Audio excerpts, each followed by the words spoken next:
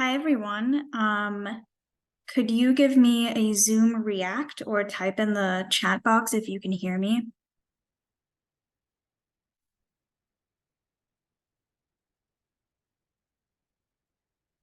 Okay, perfect. I got one confirmation that I am heard. Okay, perfect. Another, more. Perfect. Okay. It's 3 p.m., so we're going to start right on time to keep things moving. Our presenters have really great stuff, and I have a feeling that we're going to be hard pressed for time because the stuff is so interesting. So here we go. Are the slides progressing? Did everyone see that change to the next slide?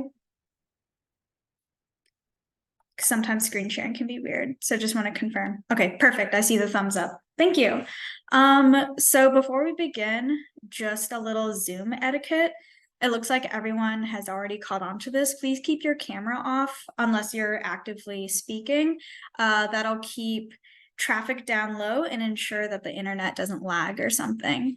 So keep your camera off. Please remain muted at all times to be respectful to our presenters.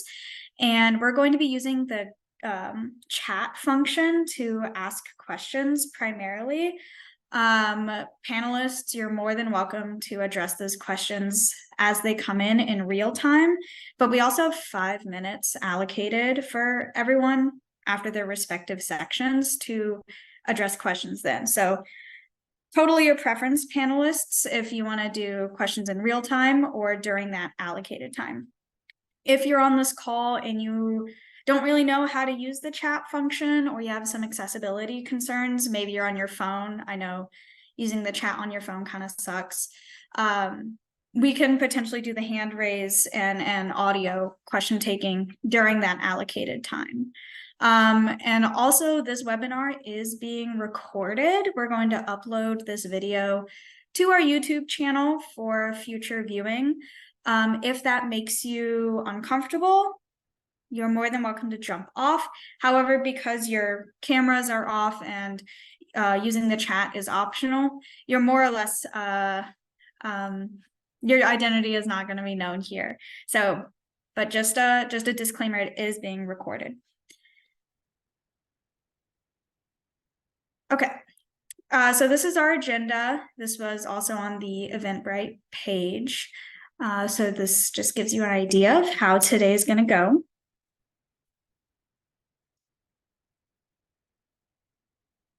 And a little bit about TennGreen Land Conservancy. We are the ones coordinating and hosting this webinar. We are a 501c3 nonprofit organization. We are the oldest statewide accredited land conservancy in the state of Tennessee. We work statewide, and we are accredited by the Land Trust Alliance. Our mission statement is to conserve land where people and nature can thrive. We've proudly protected 50,000 acres over our existence. We just recently hit that mile mark, and it's a huge deal. And this webinar is funded through a grant that we got through NIFWF, the National Fish and Wildlife Foundation.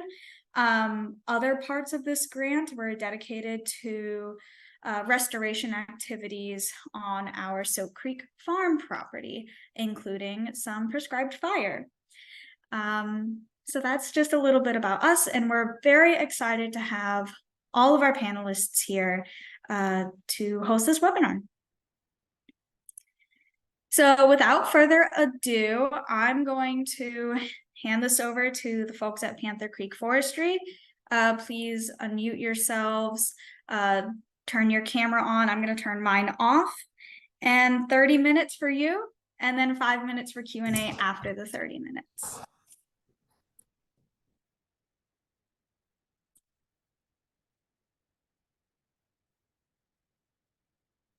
Can you hear me right now? I just want to make sure my audio is all good. Yep, your audio is on, but your video is not. It's not. Oh, wait, hold up. Sorry. Like your video is on. There you go. Perfect. I got it. Yeah, I just new computer. I'm not used to it. So, all right. Well, I'm Hammond Blackwell. I work for Panther Creek Forestry. Forester. Been working here for about 4 years in Tennessee. Ben sadly could not be here this evening, so I'll be kind of taking the reins from him and kind of discussing, kind of fire and forest health up on the plateau and some of the work we did.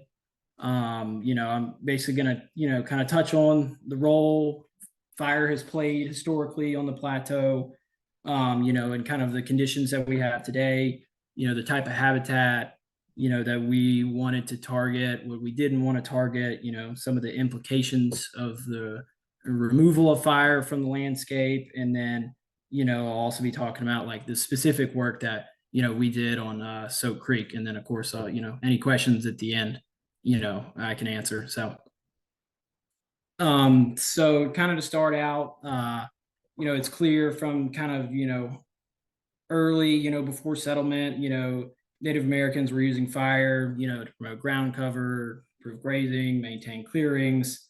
It was very prevalent on the landscape until about, the 1950s, which they started to do fire control programs, Smoky Bear kind of stuff, started to, be a big message. And, fire was kind of seen as, something that was very bad.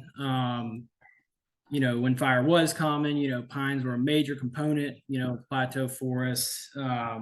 We basically from the 1950s to 2000s went from, over 900,000 acres of this habitat and, reduced to, about 300,000 acres of habitat. That had to do with, the fire protection programs, diseases, pine beetles, all that stuff, being introduced to the landscape and the, natural forest succession of, other species, taking dominant position, to our desired species.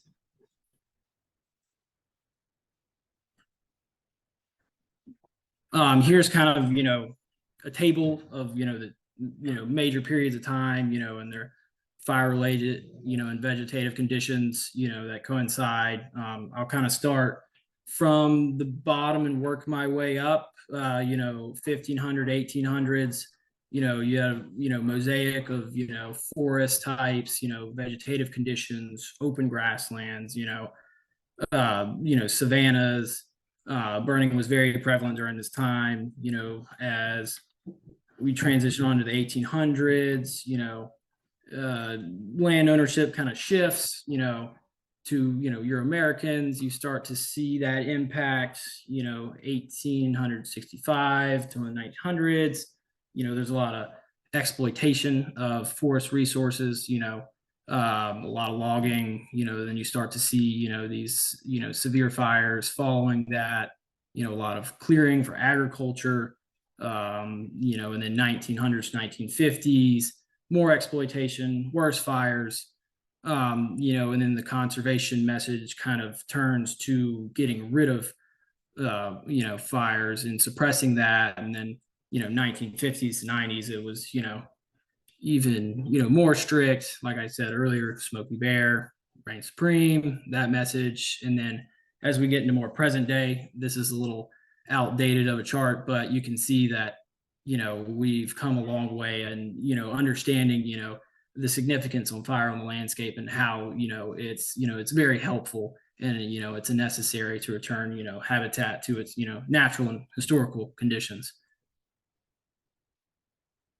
Here's just a picture kind of an example of, the prescribed fire on the landscape. You can see some of the shortleaf pine. And then, if you look closely into the background, you can kind of see that habitat that we're trying to not emulate, which is, Virginia pine thickets, stuff that's not very good for wildlife or, financially, of any value. Now I'm going to kind of touch on, what we're kind of targeting, kind of explain the area a little bit, Grassy Cove, which is where, near Soak Creek is located. It's basically a sinkhole up on the plateau. The areas within that we were trying to affect, upper slopes, southern and western facing, which are going to be much more dry, much more xeric.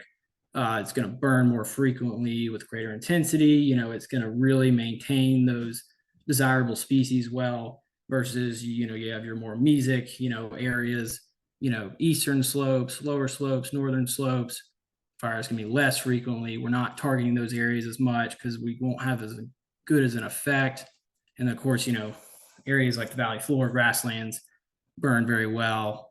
And really what we're trying to do is just kind of, replicate, the historical management, and return it to those, ecological conditions.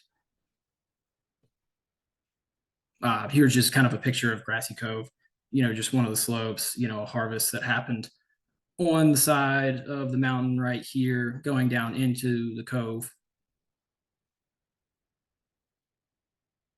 And then, I'll kind of now talk about, the implications of fire removal. I mean, you have, less oak that's regenerating, the reduction of these, the historically pine dominated plateau forests, you're seeing that savanna habitat decline, and then there's just a concern over, ecological loss, loss of, biodiversity and, loss of, the financial side as well, from these fire dependent species, that were, declined so much from the 50s. And then, here's just an example of kind of fire on the grasslands, how you have invasives. You want to come in, burn, you start to see immediately after you start to see change. And then you get to your, more native forbs and grasses, wildflowers, that, is very dependent on fire and, the type of, effect that we're trying to have. And, now I'm kind of going to touch on the work that we did specifically that Panther Creek did, out on Soak Creek, which was the shortleaf pine restoration. Basically, some of the stuff we did was, road construction, fire break construction. Access is very key in any management. Just because, getting moving equipment, moving, crews to come plant the seedlings, to come burn the fires, this is all, very important. From there we came in, we did multiple burns, prescribed fires. Tennessee Department of Forestry, they help with that. They do all of our burns for us. They did a great job. And then we came in with migrant crews and planted shortleaf in these areas that had, been harvested in the past. And, normally in a plantation setting, you would plant it on a very tight spacing, but in this case, we planted on a very wide spacing. What we were trying to do is kind of emulate more of like a natural response to fire, from the old historical conditions, having that more open canopy that's giving, the grasses, oaks, species that, we want to come up into the canopy, help them grow. Some of the other stuff we did also, like with hemlock protection, hemlock woolly adelgid, working in some of the riparian areas, a lot of, there's a lot of dense areas of hemlock, very old growth hemlock that we treated. And we basically do not want those areas to, die and then basically create almost like a sanctuary for the undesirable species, to grow into these, canopy gaps. And at the end of the day, really what we're trying to do is our overall goal was to return kind of from the mesic conditions that it was into, the, historically xeric upland like conditions, grassland, savanna. And, as, I always say, a working forest is a healthy forest, if managed properly. And if we continue on, more of these efforts, I feel like we can really make, a big change up in areas, like Soak Creek, for example. Then we can go on to the next slide now. And I guess if you have any questions regarding this stuff, I, may have gone through it a little quickly. So I'm happy to answer anything.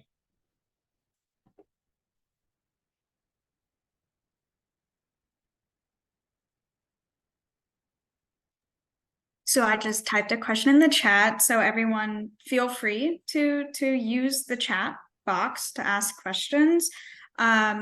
or if you're not comfortable using the chat box, you can unmute yourself and just make sure you're not talking over anyone and ask questions that way. Thank you so much, Hammett, for that presentation. Yeah, no problem. So yeah, so fire, it is a tool that landowners can use. You have to get burn permits though. Reaching out to a forester or even the state, they're happy to help, with, any burn you might want to do. You have to set up burn plans basically, but there's a little bit of a process there, but it's very doable, even for small landowners. So.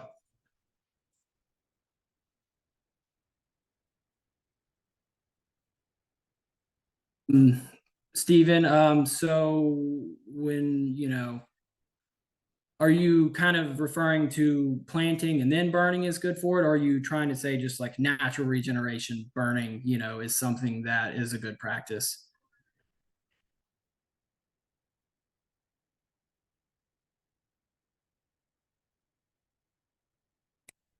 So yes, it can be. Um, Really something that you would have to do first. I guess it really just depends on the conditions that the forest is in currently. If it is in a very mesic, wet site, it may not be able to burn, but something like a selective harvest or even a clear cut, and then kind of coming in and burning is something that's done pretty frequently, and can have a lot of effect. If you do have, some desirable species that are in the canopy, kind of before you burn, let's say you have some native, natural oaks, and shortleaf, already established, you can, come in and, do a burn and, you can kind of get that effect. But if you don't, have anything and, it's like a Virginia pine thicket, then you would definitely want to come in and probably do some kind of, reforestation planting as well.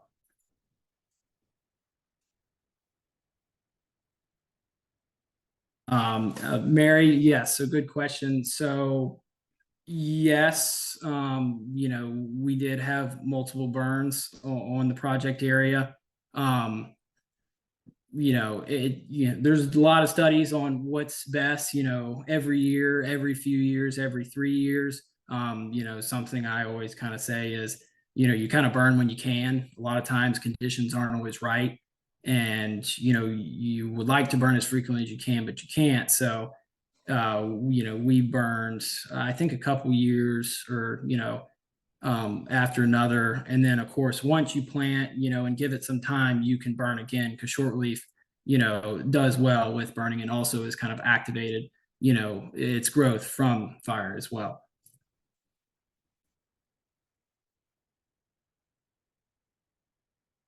And then Stephen, so yes, there is, an alternate to burning, and that would be what we do a lot, which is, chemical application. You will get a little bit of different effects. There's also, you could come in and, there's like forest mastication, with large, forestry equipment coming in and mulching up stuff, or, just even a harvest coming in and taking out those undesirable species and leaving, the desirable species such as oaks, shortleaf or anything like that.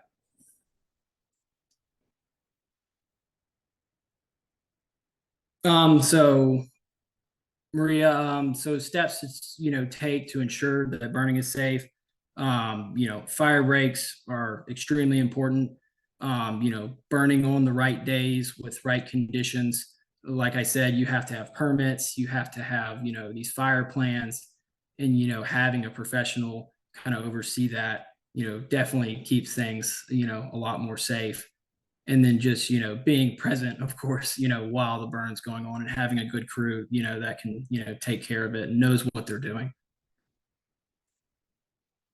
Hammett, this is Christy. I was gonna just verbalize a question. You might have mentioned this, but is there a specific region you guys are most interested in where, other than just the Cumberland Plateau as a whole, potentially, where either getting fire back on the landscape would be good, or shortleaf pine restoration work would be especially important? Is there kind of an area you think if a landowner is in this region, they should be contemplating that as a management strategy? Yes, yeah. So the Cumberland Plateau is great. I mean, you can also burn, in like the Nashville Basin, in the valleys and stuff as well. It really just kind of depends what your, end goal is. But what we were trying to target is, the shortleaf restoration. So, anywhere, upland, slopes is always great conditions, for that type of habitat and for that type of management.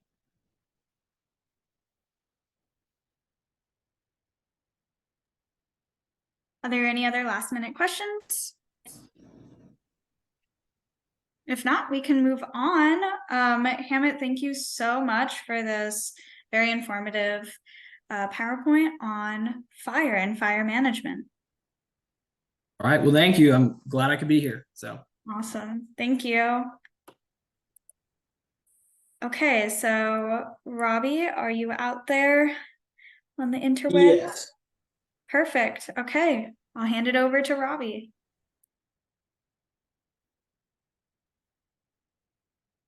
Yeah, so my name's Robbie Cogburn. I'm a private lands biologist with the U.S. Fish and Wildlife Service and their Partners for Fish and Wildlife program. And so today I'm going to talk a little bit about what the Partners for Fish and Wildlife program is, what we do, and where our focal areas are, and then also where the federal priorities are on the Cumberland Plateau. And so just a little intro, the Partners for Fish and Wildlife program is a voluntary habitat restoration program. And what we offer to private landowners is technical and financial assistance. And we strictly work with private landowners, private land managers, tribes, corporations, schools, and nonprofits. So the Partners program cannot work on state land, cannot work on federal land. So I'm strictly on private lands. And a lot of my job is coordinating with USDA and at the state and local level to deliver farm bill conservation programs like the EQIP program or CSP program. But then we also deliver the Partners program, which has their own funding mechanisms as well. And through delivering multiple programs, we leverage a lot of resources against each other. So we often have projects to where there's Partners for Fish and Wildlife funding tied to it. There's farm bill funding tied to it. There's some NGO funding tied to it. And even the Tennessee Department of Agriculture funding tied to them. So we work with a lot of people to achieve conservation and address resource concerns on properties. And but with the Partners for Fish and Wildlife program, we're a little bit more focused than farm bill programs are. We have focal areas, and I'll get to that in a slide or two. But these focal areas are derived from where we have the greatest diversity of species, and specifically the greatest diversity of federally at-risk or federally listed and at-risk species. Since Tennessee is very rich in diversity, since Tennessee is very rich in diversity, we have a lot of areas that we can work on that are going to benefit federally listed and at-risk species. So we have maps that sort of strategize on where that should be. And so we work with others, like I was saying earlier, to benefit federal trust species. And then that also includes migratory birds, endangered, threatened species, and at-risk species.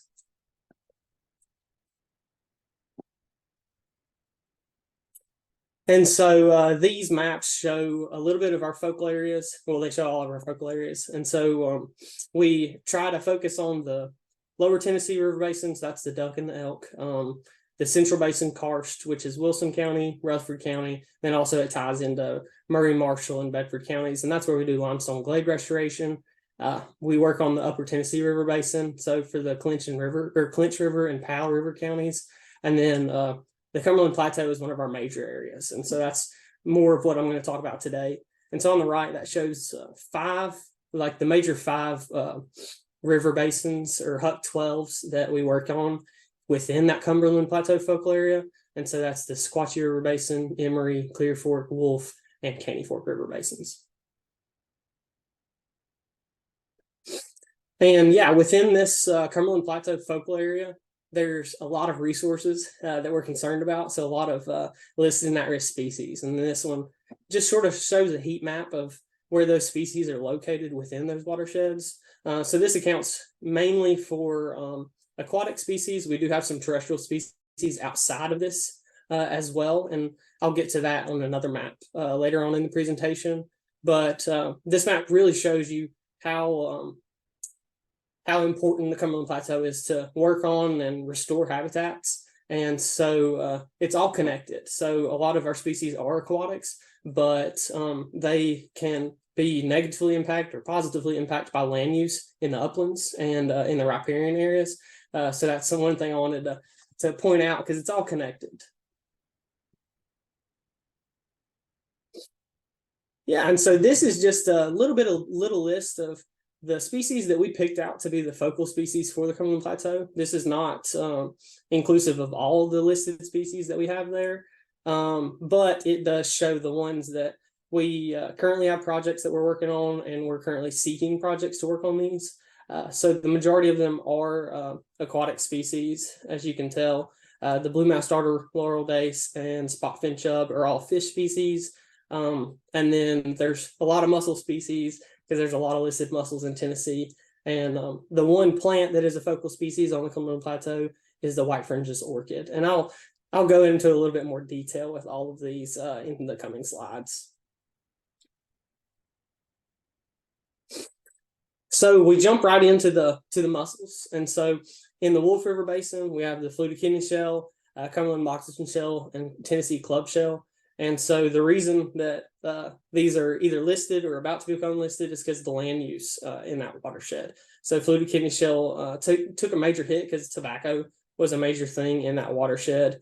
And that land use change caused increased sedimentation in the river. And so now we're actively trying to work on the riparian areas and then the upland areas to decrease sediment in the river. And so the Clear Fork has Cumberland Elktoe, and then the Emory River also has 2 listed and one listed and one petitioned species.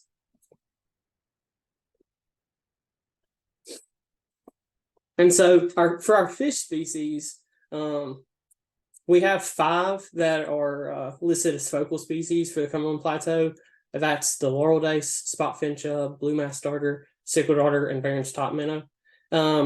But these are our focal species. There are a lot more endemics to the Cumberland Plateau and to Tennessee that are found nowhere else, but they're just not federally listed.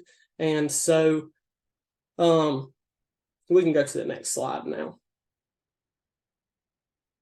Yeah, so the life history for all of these fish species, they need clean substrate, whether that's clean bedrock, clean gravel, or clean sand. They all need clean substrate to complete their life processes and to reproduce.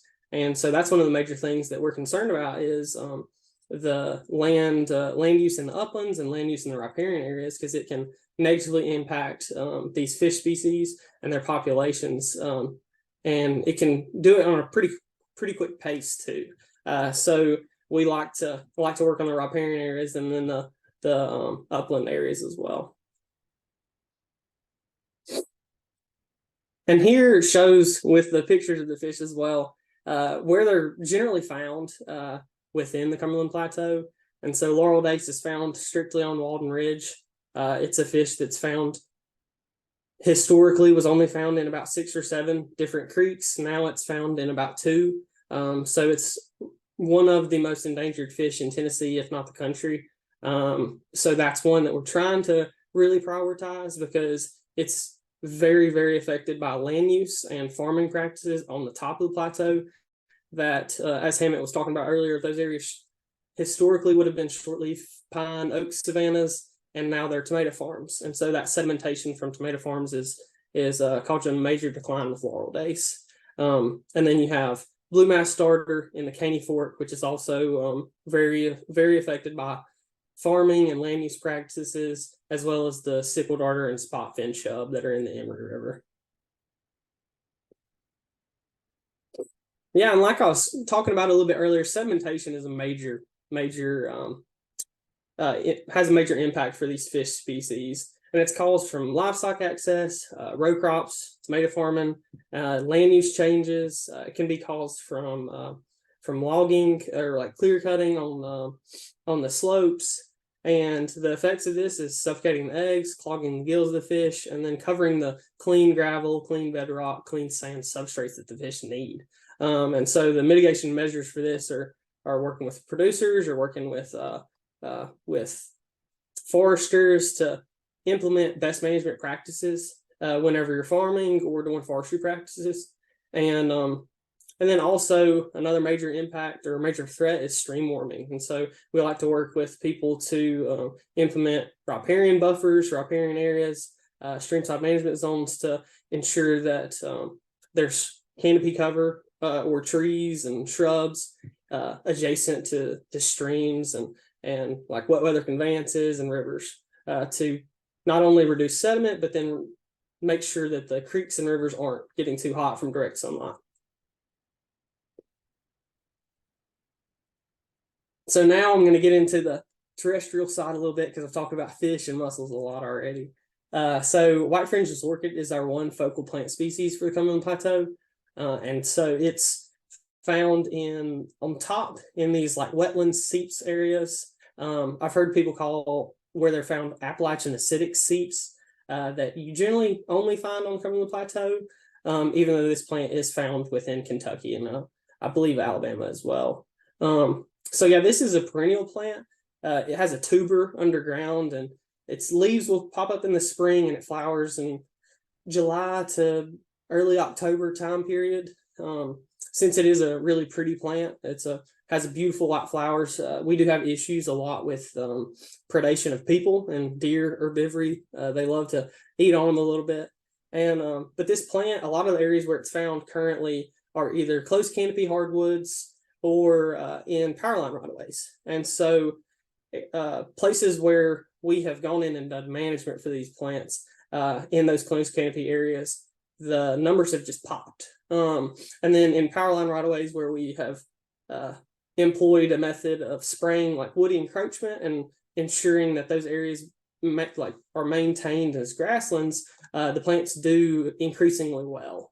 And so I think you can go to the next slide, Maria. Yeah, and so this is where these plants are found. This is the map that I said. It sort of gets outside of where those watersheds are a little bit because these plants are found in other areas in Marion County, Grundy County, Van Buren, Bledsoe, Cumberland, and Fentress County. And so there's been a lot of management done for these plants in Van Buren, Grundy, and Bledsoe County of, like I was saying earlier, reducing canopy cover. But I think you can go to the next one. It talks about a little bit about threats. I'm getting ahead of myself. Yeah, so threats and restoration opportunities for this plants. So vegetation encroachment. So that's that closed canopy, hardwoods, or understory, sort of choking out sunlight getting to these plants. And so that's a major threat. And so one of the recovery actions or restoration activities that we can do for this is manage the vegetation. So canopy thinning, understory management, or invasive control. And that has been found to have a great benefit on these plants and the amount of flowering plants. And sort of tying into that same thing as silviculture practices. So there's a lot of areas where these plants historically occurred or still occur that have been or are being converted to loblolly pine monocultures. And that's something we'd like to avoid because those loblollies will grow up and eventually choke out the orchid.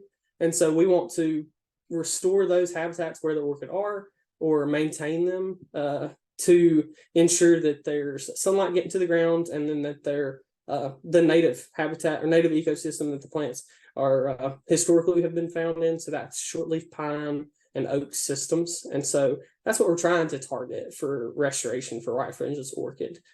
And in some areas on the plateau, feral hog damage is a major problem for orchid. Since they do have a tuber, they are pretty tasty, and they do in the spring, deer love to eat on the leaves as well. And so that's something that we've had to face in the past. And if this is something to where somebody listening today, or you know somebody that has orchid on their property, then that's an opportunity for the Partners Program, me or my counterpart, to work with y'all to maybe build a fence or restore the site a little bit to make sure that doesn't happen.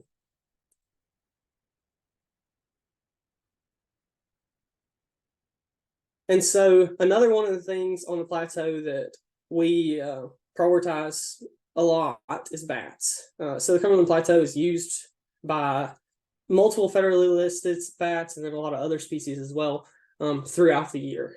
So we have forest dwelling bats, which will hibernate in the winter and then be out on the landscape in the late spring, summer, and early fall months. And so the map on the left shows the cave density on the Cumberland Plateau.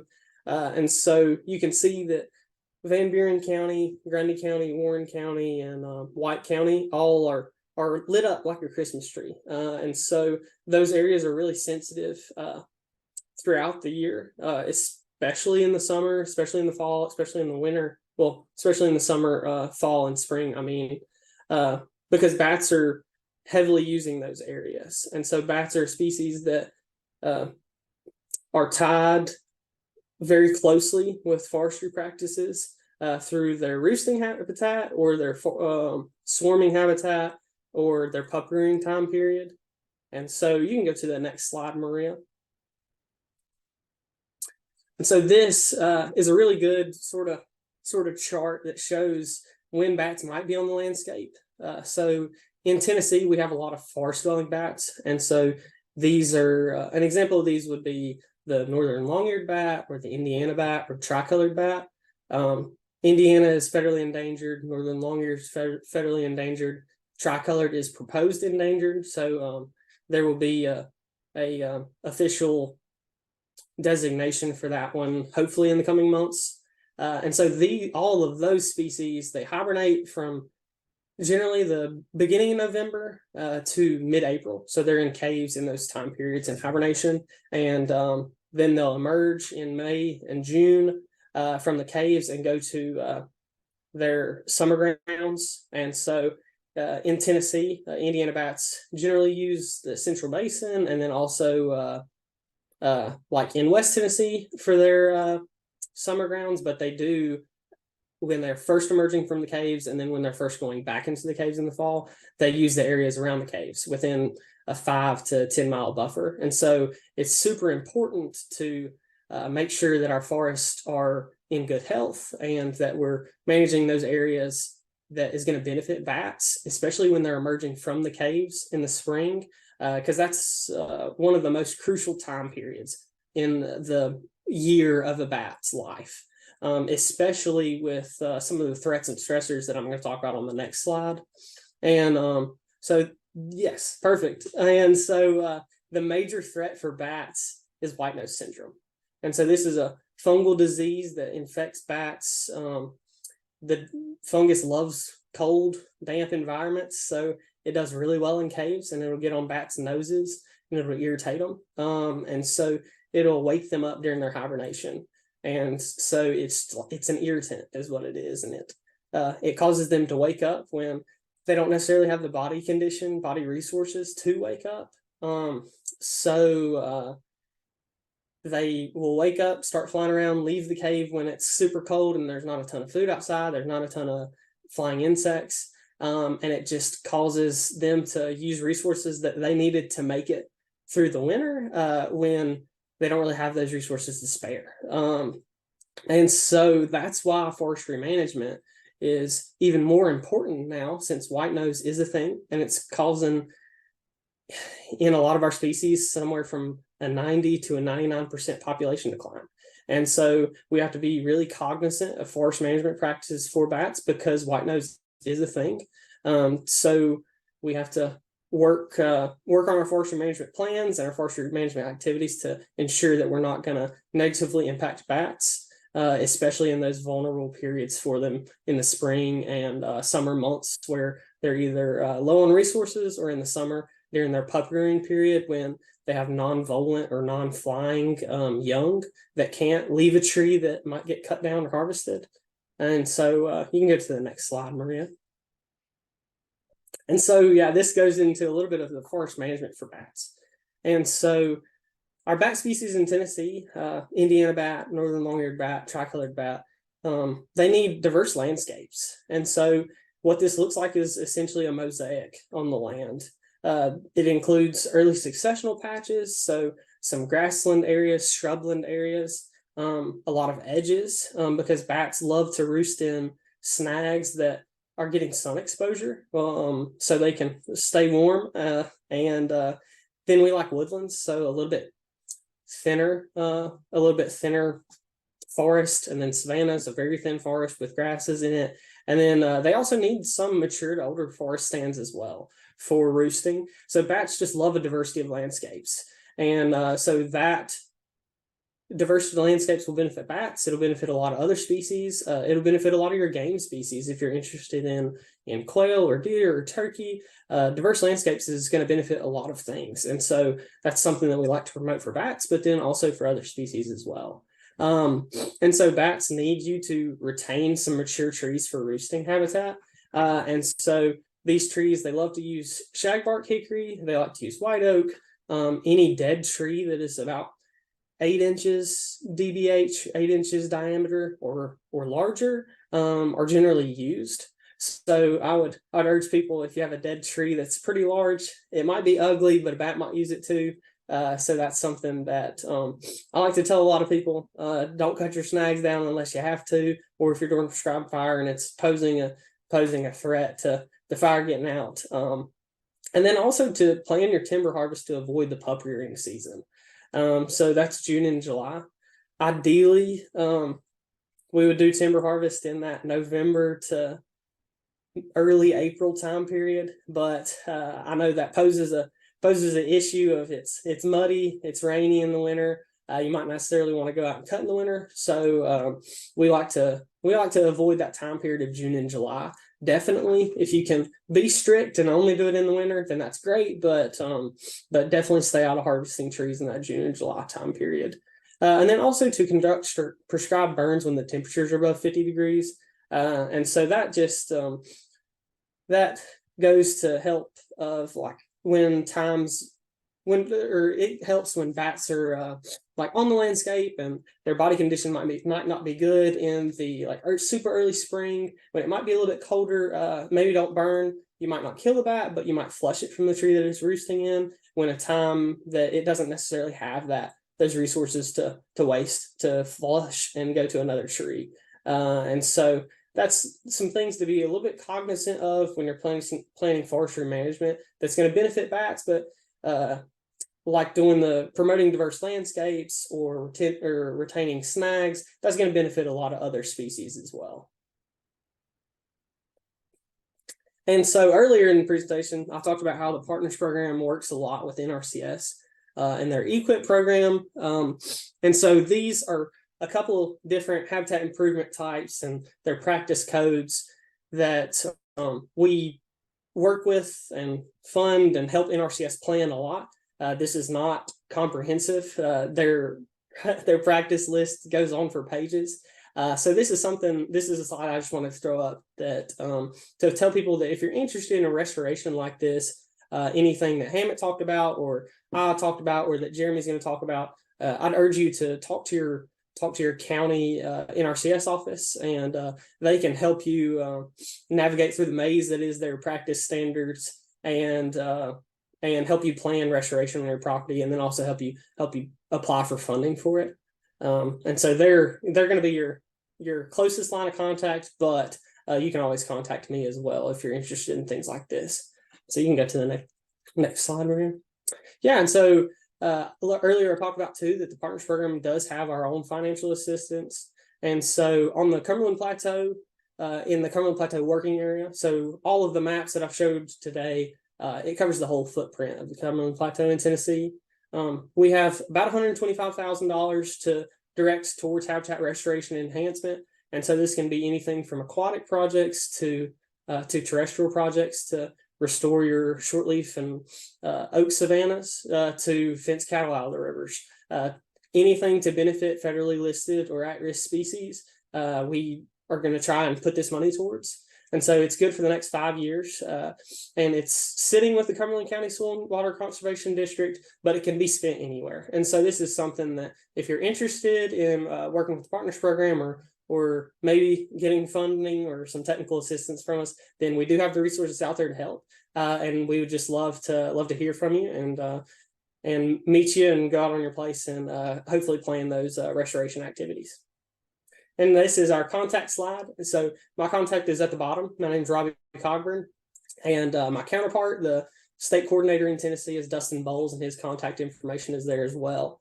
I did see a question when I was at the beginning of my presentation, and so Mary asked, can you speak to how I can bring wildlife back to my ponds, which are filled with algae?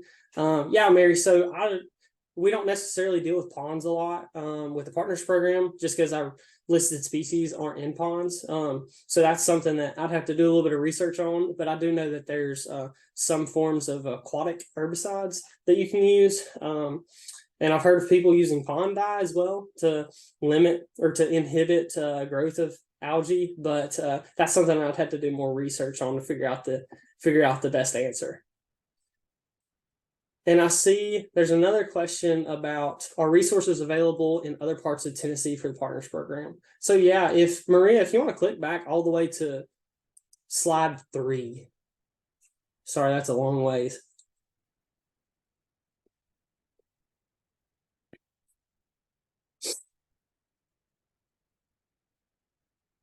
Perfect.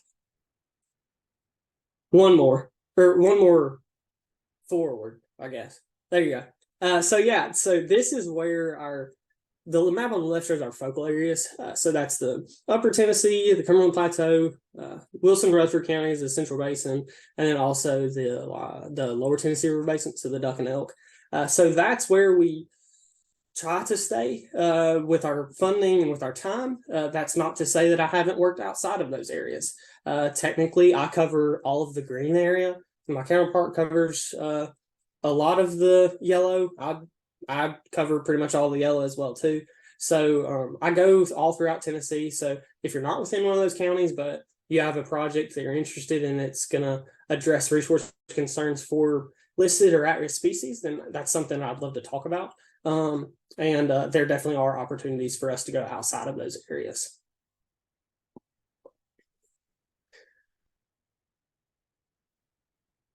So there's another question of getting someone to evaluate your creek for endangered species.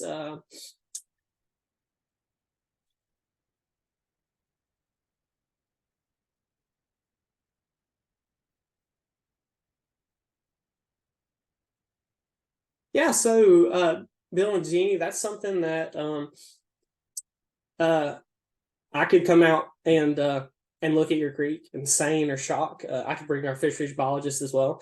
To see if there's any major species in the creek, or if you do have hellbenders, we can do a survey too.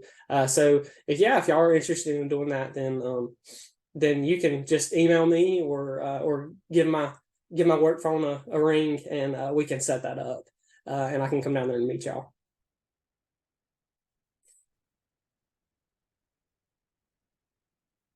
Yeah, and so there's another question of how can we determine if any listed or threatened species are found in a given locality? So is there a state map or that's currently maintained? So since like the locations of threatened and endangered, threatened, and at-risk species are kind of protected a little bit, there's not one that's open to the public, but there is a system that the Fish and Wildlife Service has. It's called IPAC, and you can search that in Google. It's just, if you search U.S. Fish and Wildlife Service space IPAC, then it should pull up a platform to where you can go in and draw a polygon around your property or the area of interest, and it'll generate a species list of species that could be in that area. Now, it's not always completely accurate of like, this isn't going to be there or this is there. It generally gives you an overview of species that are going to be in that part of your county or your county that you should consider. So, but if you're interested in knowing that on your own property, then that's something that that I could probably work with you and give you a list as well. So yeah, I would urge you to reach out to me if that's something you're interested in.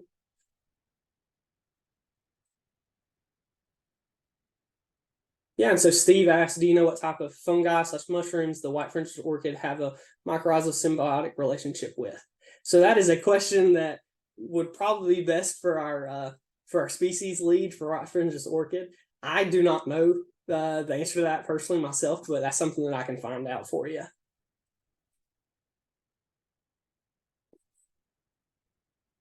Yeah, so Christy asked, does the Partners Program fund land conservation efforts beyond restoration? So the Partners Program generally only funds restoration practices.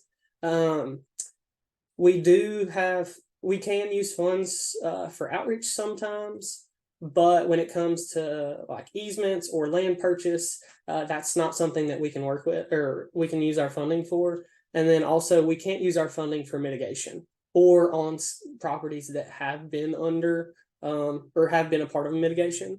And so that's some of the only like finicky parts to the Partners Program is that we're pretty well tied to restoration practices on private lands. I can't touch state lands, I can't touch mitigation banks, and I can't use our money to purchase an easement, which stinks because ideally I'd like to perpetually protect these properties that we're restoring, but since it is a voluntary habitat restoration program working with landowners, that's not something that I can require. But it would be nice to see these properties perpetually protected. If anybody has a question, but you're not comfortable using the chat function, feel free to unmute yourself and ask a question now. Yeah, so there's a question that popped up. How are poor forestry practices contributing to the increasing prevalence of white nose syndrome in bats? So poor forestry practices aren't contributing to the increasing prevalence of white nose syndrome in bats. It's more so that white nose is causing bats to take such a hit that it is even more crucial now than ever to make sure that we're planning our forestry practices and timing of those practices in a time period, or planning those in ways that aren't going to have that much more of a stress on bats because they are dealing with white nose. So yeah, poor forestry practices aren't contributing to the prevalence of white nose. It's just that since white nose is here, we should be or try even harder or do our best even more so to ensure that we're not negatively impacting bats with our forestry practices.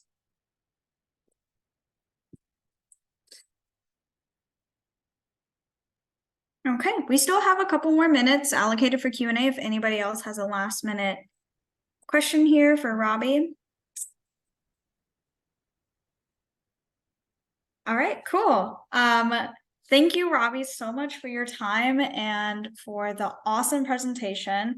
If y'all want to contact Robbie, make sure to get his email or phone number down right now because I'm about to advance the slide. Cool. Okay, thank you, Robbie. Yeah, thank you. Okay, up next we have our very own Kristen. So get your video and your audio, Kristen. There we go. All righty. Good afternoon, everybody, and thank you for tuning into our webinar on this Wednesday. I'm Kristen Hanratty. I'm the Conservation Easement Project Manager here at TennGreen Land Conservancy. I've been with TennGreen for about 5 years now, and I primarily work with private landowners and protecting their land. So conservation easements are my entire job from start to finish. Conservation easements are one of the most powerful and effective tools available for permanent conservation of private lands in the United States. East of the Mississippi, a lot of our lands are in private ownership, which kind of, is different than west of the Mississippi. So while, the future might, sorry, the private lands are probably going to stay private east of the Mississippi, and it is very, very important that we protect these private lands. With conservation easements, this land remains privately owned. It may be inherited by others, it may be sold, it may be leased, but under the subject of a conservation easement, we have to abide by certain rights and restrictions. Like I said, you maintain certain property rights, but you also donate certain property rights, and you may live on it, you can work on it, you can harvest from it, and you can pass it down to your heirs. Quick easement or quick history of conservation easements. The National Park Service was established in the early 1900s, about 1916. And at that time, a lot of monuments and lands were acquired, but I believe that it was really the executive order in 1933 that transitioned about 40 national monuments and lands into the National Park Service's ownership and management, that kind of spurred this thought of like land easements. The first couple easements were seen as scenic byway easements, and those were actually to protect what is now the Natchez Trace Parkway and the Blue Ridge Parkway. So while both of those parkways expands, multiple states, it's kind of cool that they both are also in Tennessee. So we were kind of part of this first land conservation movement. In the 1950s, the federal government kind of discontinued the purchase of these scenic easements, but the concept of like the conservation easement still remained. And around this time, probably in like the 60s and 70s, when there was this huge like environmental movement, there was this creation of land trusts. People realized that they couldn't just leave it up to the state or federal government to protect their lands. We needed to take it into, our own hands at more of a local level. And at that point in time, purchasing land was really only the only perspective of like how to preserve land, which is where a lot of these like smaller regional land trusts, especially out in the Pacific Coast area, out in California, kind of became established. But as they realized that buying land wasn't the most effective or sustainable way, land prices were increasing, management costs were increasing, conservation easements and encumbering land and protecting those conservation values in perpetuity became more of a thing. In 1979, the easements became eligible for their tax deduction, and a year after that, Congress made that deduction permanent and part of the Internal Revenue Code. I think it's like 59 to 60, I think California and New York were one of the first to really enable statutes that enacted their conservation easement acts. So we were a little late to the game here. We had the Natchez Trace and Blue Ridge Parkway in the beginning, but we were one of the last states to pass our Easement Act of 1981. But we've been moving right along since then, protecting lands privately. This map here is of all of the conservation easements that are registered and logged in a database, in the National Conservation Easement Database, across the state of Tennessee, all of those ones in blue. As an accredited land trust, we tried to keep all of our data, or we feed our data to the National Conservation Easement Database so that they can keep track of the number of acres protected. But this is not a mandatory thing, so not all land trusts do this. This does encumber most. They have data over probably 22 million acres across the US that are encumbered with easements, but they actually expect it to be more like 40 million acres. They just don't have the data on that because it's all private lands.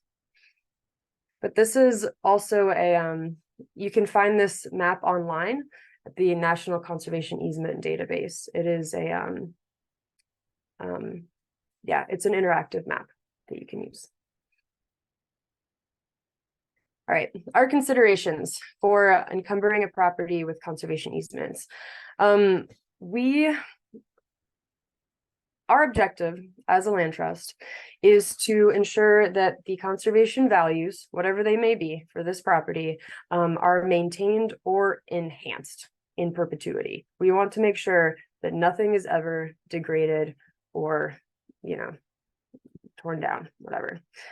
Most of our focal points for this are maintaining or improving the water quality on the property or within the watershed. So land management techniques or plans that minimize runoff or erosion or downstream siltation, like gating off streams from cattle to get in them, that minimizes siltation and erosion, and like providing alternative water sources, maintaining buffers between like crops and waterways and stuff like that. The soil health is also obviously a very important part to the land.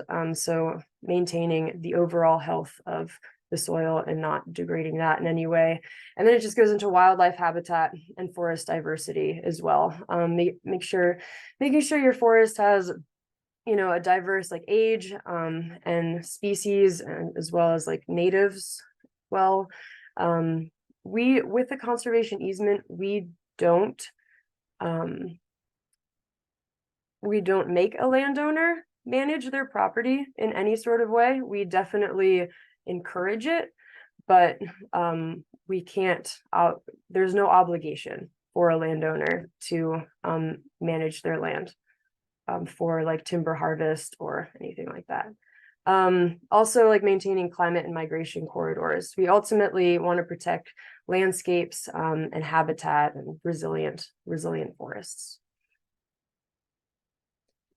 As the landowner, your considerations should be, what restrictions do you want to run with the land? The conservation easement itself is really a list of restrictions of things that you can't do on the land. So it minimizes, you know, how many building envelopes do you want to have? How many residences do you want to have? Do you want to have an agricultural area? Or is this area going to be for sustainable timber harvest? How many subdivisions are you going to allow? And this runs with the land in perpetuity, right? So in perpetuity, if you only want your land to be able to be divided up to 2 times and be available in 3 different tracts, then we can ensure that that happens. And that's the most that'll ever happen. Let's see. Yes. And so we are an accredited land trust. We're accredited with the Land Trust Alliance, and they are a governing body for all land trusts in the United States. And it's incredibly significant for your conservation easement to be held by an accredited land trust. The Land Trust Alliance ensures that the land trust, us, are up to standards, whether it's under the eyes of the IRS or how we're writing our easements, making sure our easements are resilient in perpetuity, because legalese changes, language can change, laws can change. And so being governed by them ensures that we are completely like up to date and abiding by all rules and regulations. Project and stewardship costs. So every land trust incurs costs when they encumber a conservation easement. We ask for a donation typically when we're moving towards encumbering a property with a conservation easement. And then there are perpetual stewardship costs, because every year, either a volunteer or a TennGreen employee will go out to the property and just ensure that all those conservation values that we recognized at the beginning of the project, whenever this land was encumbered, that those are all maintained or have been enhanced. You know, that a building or a residence has not been built where it shouldn't have been, and stuff like that. There are annual reports that we write per the Land Trust Alliance's guidelines. And yeah, it's just usually an annual thing. But we maintain a pretty strong relationship with most of our landowners. So we keep up to date on what kind of land management is occurring on the property. And usually if they have any questions or, you know, are wondering where their building envelope is, you know, if they don't remember because they encumbered the property 10 years ago, we can show them and provide all that information as well. Donation versus sale. I feel like I'm going to cover this in my next slide. But we look at conservation, kind of conservation easement as like a bundle of sticks, if you will, like a bundle of sticks being a bundle of property rights. And when you encumber your land with an easement, you're kind of picking out certain property rights or parts of them that you are going to no longer have.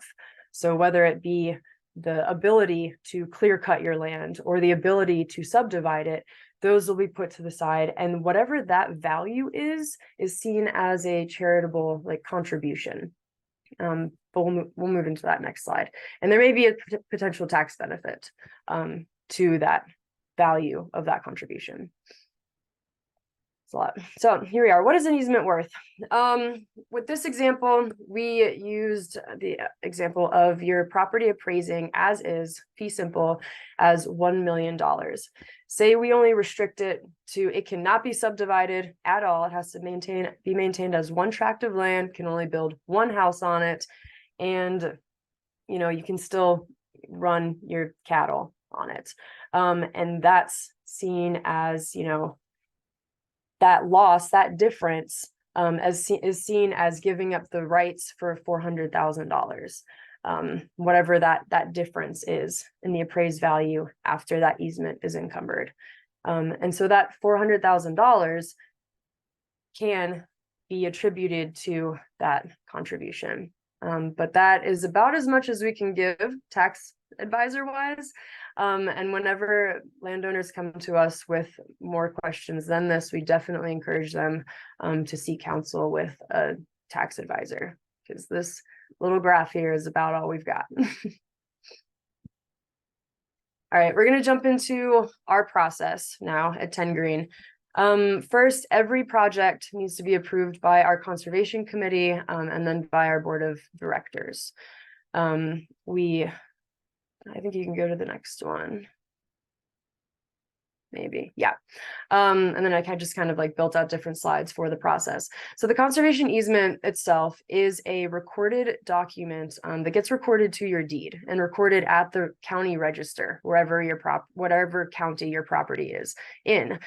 If your property actually lies within multiple counties, then it gets recorded in every single county. So it runs with the deed. When you pull the title work later, or any landowner pulls the title work in the future, they will see that conservation easement and what the restrictions are. It's typically a 20 to 30 page document. The first bit of it in the recitals, that's where we cite all of the conservation values. You know, what ecoregion is it in? What rare species is there? What kind of habitats does it provide? Like, why are we protecting it? What is the purpose of protecting this land? We have to cite all of that evidence in there to ensure that it's worthy of a conservation easement. What is the acreage? Is it providing actual landscape habitat for elk or whatever it may be? It doesn't necessarily have to be that expansive, but those are just some examples. The next section includes the restrictions, and those restrictions need to be enforceable and measurable. So it needs to be things that we can see when we go out on the property, you know, or that is recorded in the register's office. You know, we can see that something has been subdivided or hasn't been. We can see that there is a house that's been built there, or that there are like utility lines going through the property. The rest of it is really just boilerplate legalese. It's kind of, you know, talking about certain rights, other rights that the landowner has, and monitoring and stewardship in the future. And at the end, we have the exhibits where we have surveys and those delineated building envelopes. In the past, many years ago, when we were all learning about conservation easements in the land trust world, maybe 30 years ago, they did not require the building envelopes to be delineated, like located, prior to recording the easement.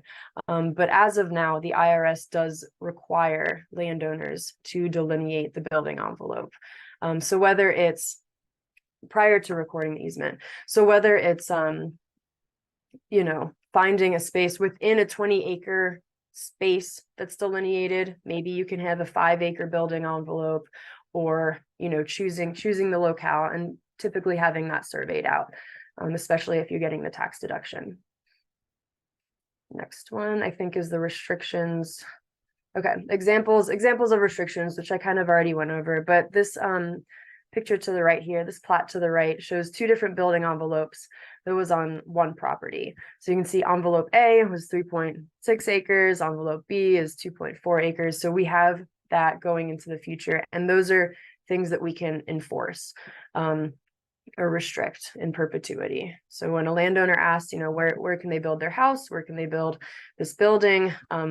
We have this because it's typically landowners that encumber their properties are conservation minded landowners, and they know where their building envelopes are. So this is really to protect your land for the next landowners, to ensure that what you want to happen to your land is maintained in perpetuity. And that's what we can do for you. Also restricts development, ag, residential. That should have been changed to industrial, not commercial. But yeah, we hold working farm easements. We hold forested easements that allow for sustainable timber harvest per a timber management plan. So there are a lot of options for lots of different lands and lots of different landowners. For the most part, we do minimize certain resource extraction, like mining. I don't know that there's a sustainable way to mine, and probably water extraction, although we have not actually come up against that before, I don't believe. But timber harvest, sustainable timber harvest is fine. Certain types of timber harvest, depending on the land, is fine. But every single set of restrictions, rights and restrictions, are tailored to every individual easement and landowner. So they're all customized. Well, we, as the land trust, are trying to uphold these conservation values and protect the land. We recognize that the landowner and its private property need to coexist with the land. You're living on this land, you're working on this land. It needs to be cohabitable between the two. So that's what we kind of try to marry and create a resilient document that will enable that for the future. So every conservation easement is accompanied with a baseline documentation report. Before recording the conservation easement, like I mentioned earlier in those recitals, in the easement itself, we need to supply the data, and the data needs to be supplied in map form with sources. We have data regarding, what are the nearby protected properties or other conservation land, public parks, state parks, the ecoregion. There is a state wildlife action plan that the state of Tennessee, I believe they're probably due, I think it's 2025, they might be due for a re-up of it, but it kind of recognizes certain conservation opportunity areas across the state and why those areas are worth protecting. So we have all that data on that. We also have a strategic land conservation plan in TennGreen. It is our strategic land plan where we have used the SWAP, the State Wildlife Action Plan data for the state. We've used other biodiversity data. We've used public impact data to kind of choose our focal areas around the state and places that we're proactively looking to work for landowners.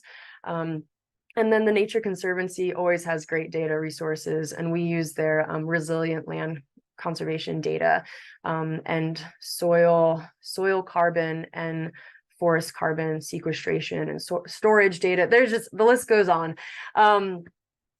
Proving that it's worth protecting.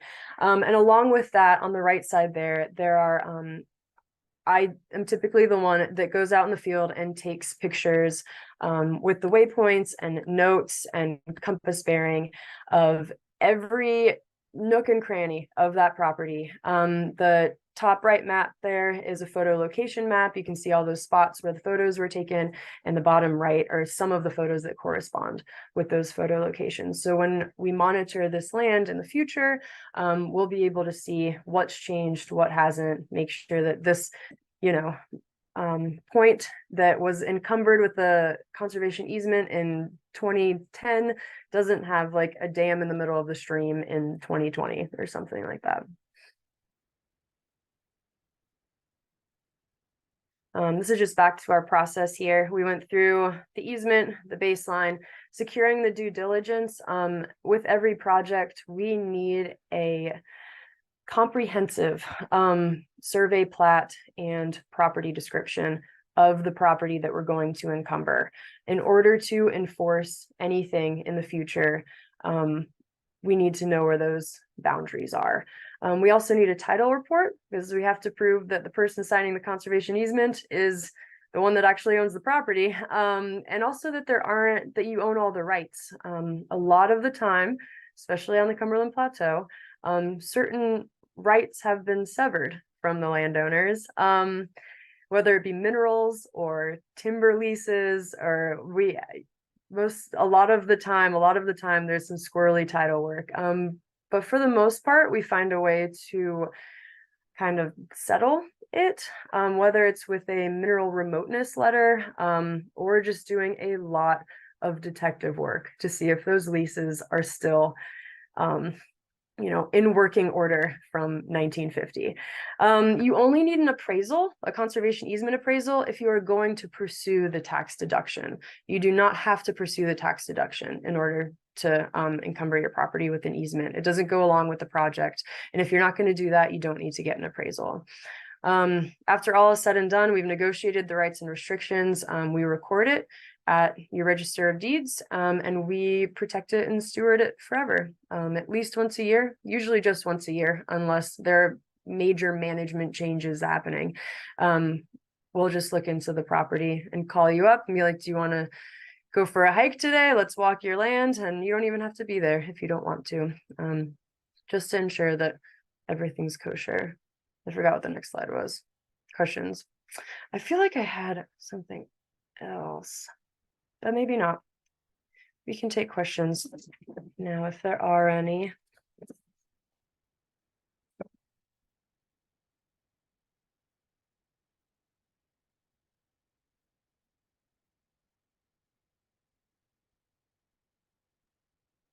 I guess that means you were really thorough, Kristen. Maybe. I kind of tripped over myself before. It's kind of funky not seeing anybody else and just looking at myself, not gonna lie. I think that's what messed me up earlier. I did want to mention, that's a great question. Tennessee Parks and Greenways is our former name. We rebranded a couple years ago to TennGreen Land Conservancy. But we started out as Tennessee Parks and Greenways. I guess I wanted to mention our legal defense fund, our stewardship costs and legal defense fund. That's what I meant to mention earlier when I was talking about project costs. We have a legal defense fund at TennGreen to ensure that we can protect your property forever. If anything ever needs to be litigated, we have money in a fund for that. Thanks, guys. I appreciate it. You don't have any questions now, but if you have some later, please take down my contact info and feel free to call me or email me, because I know this is a lot of information. There actually is a question here, Kristen, concerning maps. Oh, here we are. Are there maps available that show the areas that you are prioritizing? There are. We have focal area maps. Are they on our website? I really don't know. No, those are not on our website. They are not on our website. Is our strategic land conservation plan overall map on the website? I don't believe so. Its existence is mentioned, but I don't believe that we have any maps. Christy, you can jump in if. Sure. So we've talked about putting our strategic land conservation plan on our website. And I think the main reason we haven't yet is the maps I find them easily digestible as a staff member who's looked at them a lot. But I don't know if the maps themselves give you a real good first blush understanding of them. So we had a plan to create kind of a communications and deep dive into the maps around when they were created, but that was right at the beginning of COVID. So we've sort of talked about it often, but if you have a property that you're interested in and want to see if you fall in a strategic focal area, you can always reach out to Kristen and we can kind of let you know where it is in various maps, or we can also share our maps directly with folks who are interested. And just to clarify, we don't protect land exclusively in those focal areas. Those focal areas help us determine where we want to be or where we want to be proactive, but you don't have to be in one of those areas to be eligible for a conservation easement, in case that was the understanding. Robbie, that's a solid question. How long does it take to place an easement on your property? Start to finish. That all depends on the landowner's incentive for the most part, and my workload, kind of. I would say that 8 months to a year is a good average. We've done some that are shorter. We've done others that have taken 10 years. So, but those long ones are typically with groups or friends groups or other land trusts, like I was talking about the smaller land trusts that might hold land, but they're not accredited and they can't hold their own easements, but they want to be protected. When I'm working with a group of people that have a lot of thoughts on what should be restricted in the future, those tend to take a while. But if I have an incentivized landowner that wants to get it done, I'd say like 6 months minimum, because we've got to make sure that we have the correct survey, all the due diligence, and really hash out those easement negotiations. All right, time limit for when the tax benefits need to be used. Do they expire after 10 years? So I believe you have 3 years to use that tax deduction. However, you may file for an extension up to 15 years. Ish, give or take, I think.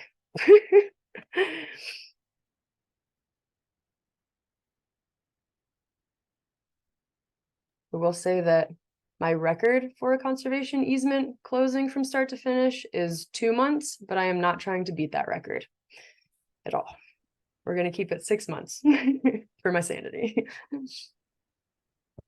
Any other questions? Feel free to unmute yourself and ask a question if you're uncomfortable with the chat box. If we have no more questions, we'll move on to the next presenter.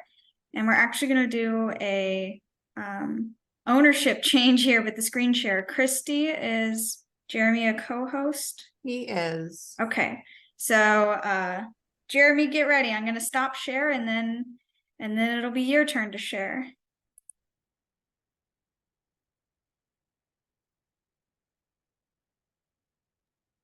All right, give me 1 second. I am pretty new to this.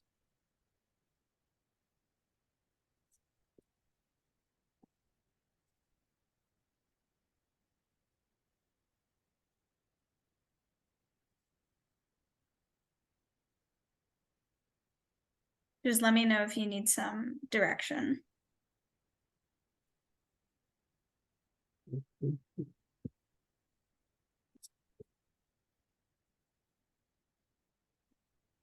me 1 second.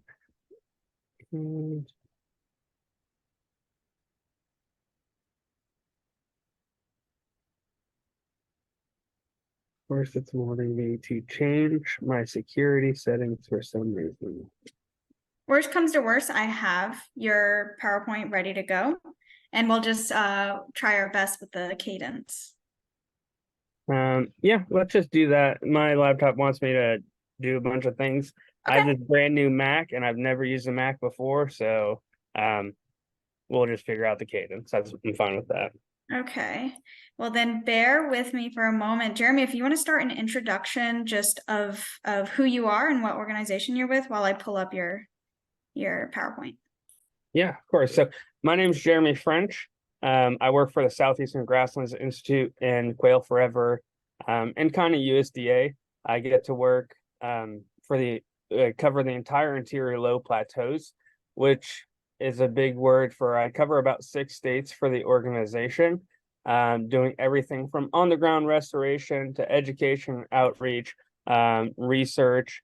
I try and cover all bases of being a grassland ecologist. There's my slideshow. Perfect.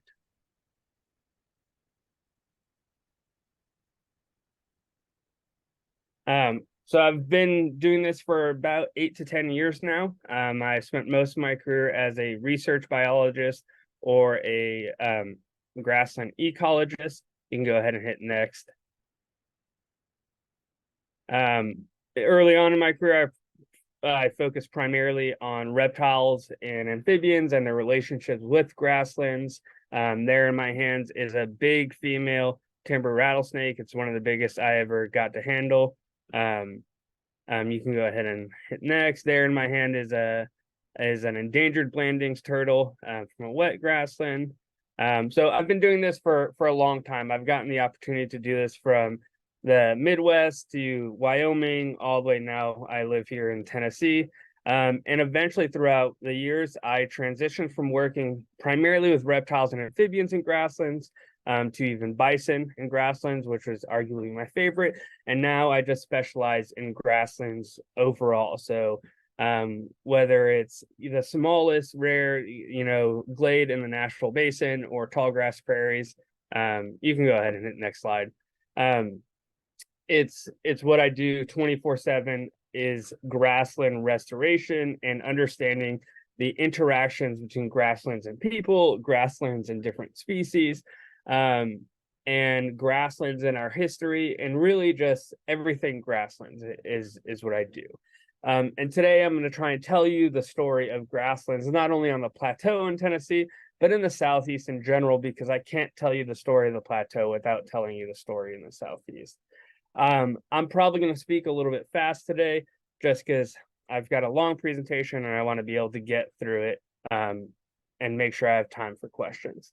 So I can't properly tell the story of Southeastern grasslands without first starting with the myth of the squirrel. So I was raised in Southern Florida, in the Everglades. Dwayne Estes, the founder of SGI, was raised in Giles County, Tennessee. And it's really funny. Dwayne's probably about 15 years older than me. I'm not exactly sure, but don't tell him I said that. He's just older than me. But we have this similar story that Dwayne, growing up in Southern Tennessee, and me growing up in Southern Florida, were taught that outside of Florida, the entire Southeast was this giant deciduous forest, so dense that a squirrel could go from the Atlantic coast to the Mississippi without ever touching the ground. And that was not exactly accepted science, but it was a very common myth until recent years, really. And that's what I'm here to tell you, is that is absolutely a myth. When we look at our maps of the Southeastern grasslands or maps of the Southeast from an ecosystem perspective, we can see this DeSalm and Murdoch map from 1993. And those black areas is what in 1993 was mapped as grassland. You can see some of the dry prairies in Florida that arch through Alabama and Mississippi is the Black Belt Prairie. That kind of crescent shape in Kentucky is the Pennyroyal Plain, and Cajun Prairie out in Louisiana, and a little bit near Houston in Texas. That maps is a product of not fully understanding our history and our culture and the ecology of the Southeast. So this is our newest map here to the right that estimates that we had over 120 million acres of grasslands in the Southeast. So you may ask, like, what's the change there? Why is that so different? Well, we've spent the past 5 or 6 years and even longer than that really diving into the historical and cultural ecology of the Southeast. And what we found is that maps essentially pre-SGI just weren't telling the whole story. You can go ahead and hit next.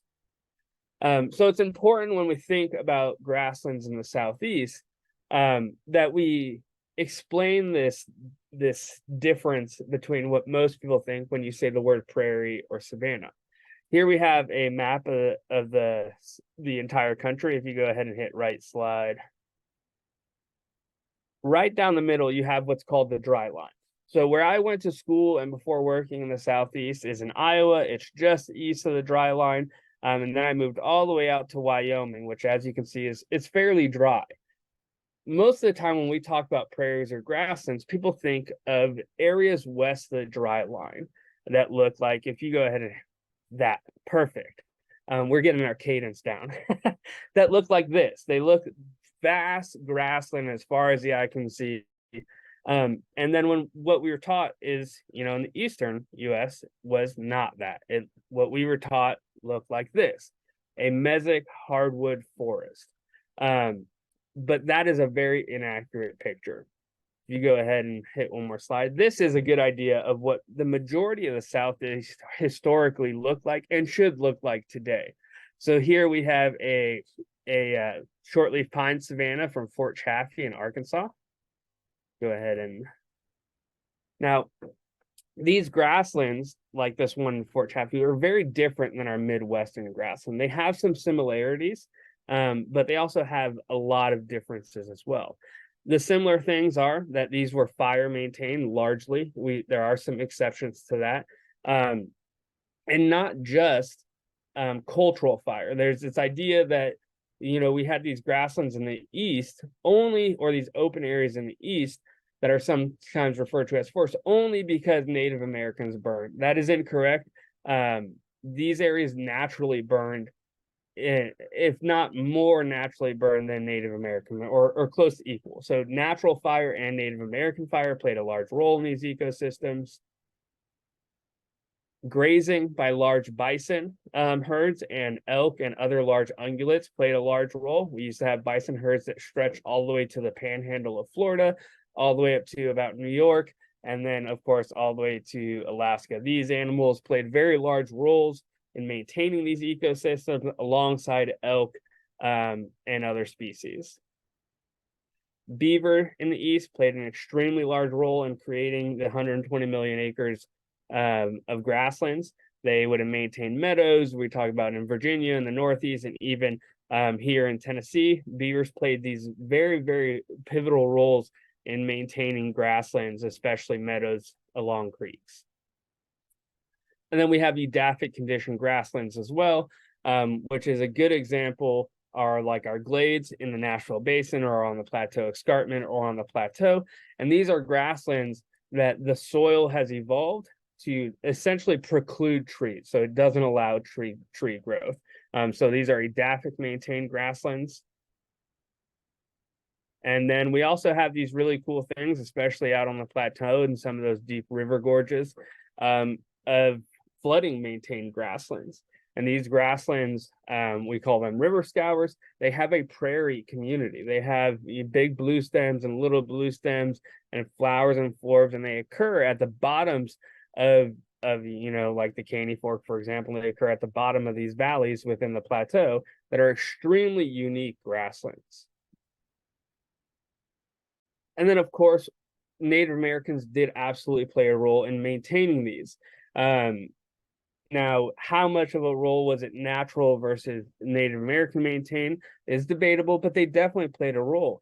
They would start fires in October for hunting. They would maintain areas as open. They would farm areas for acorns and various fruits, natural fruits like pawpaws and persimmons.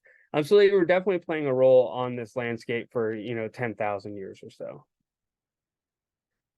Now, the thing that is often missed in that conversation is the understanding that Native Americans weren't the only thing burning the landscape. Most of the southeastern United States experienced fire, and most of them were what we consider pyrophytic communities.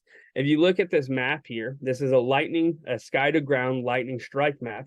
And if you look at the southeast, apart from essentially the Appalachian Mountains, the southeast has some of the most densest lightning strike, sky to ground lightning strike occurrences. Those lightning strikes are what cause natural fire. So we would come through about this time of year, the grass starts drying out, these systems dry out. We'd have these big storms full of lightning strikes a tree or the ground, sparks a fire, and then that fire would carry until something stopped it. And it might get stopped by a river, or it might get stopped by rain. But these large compartments, like the top of the plateau, which is very flat, were very susceptible to natural fire. And these ecosystems evolved with that natural fire for hundreds of thousands of years. It's important when we talk about grasslands in the southeast. Most people just think of a grassland as a prairie, but we have these very, very diverse grasslands. And people oftentimes are like, well, what do they look like? Here's a good kind of screenshot of all the different grasslands we have in the Southeast. We have prairies, or true treeless prairies, kind of that thing that we think about when we talk about South Dakota. The Black Belt Prairie is a good example of that.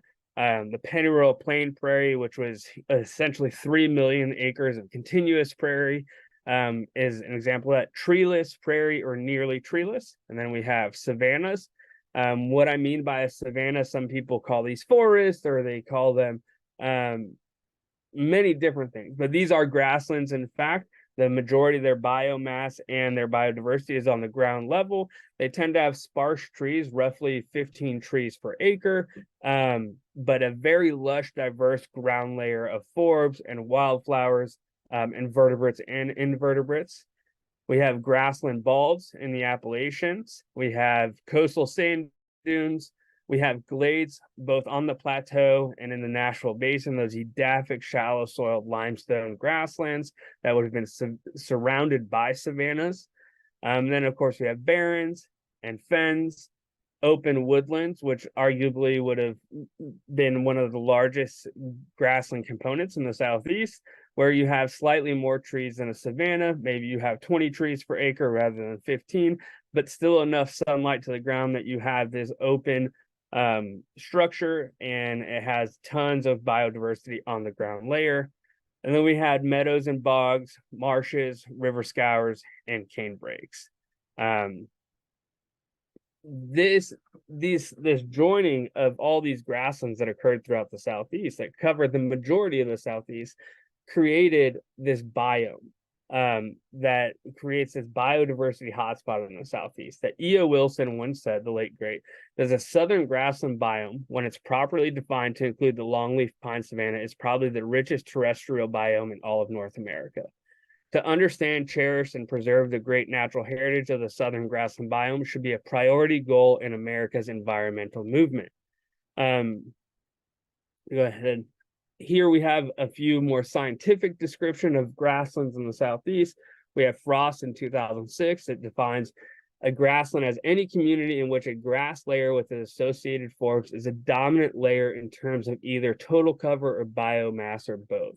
So understanding that even if there's trees there, when we look at a system, we have to define it by the biomass. So a savanna is a grassland, an open woodland is a grassland, and then a mesic forest is a mesic forest.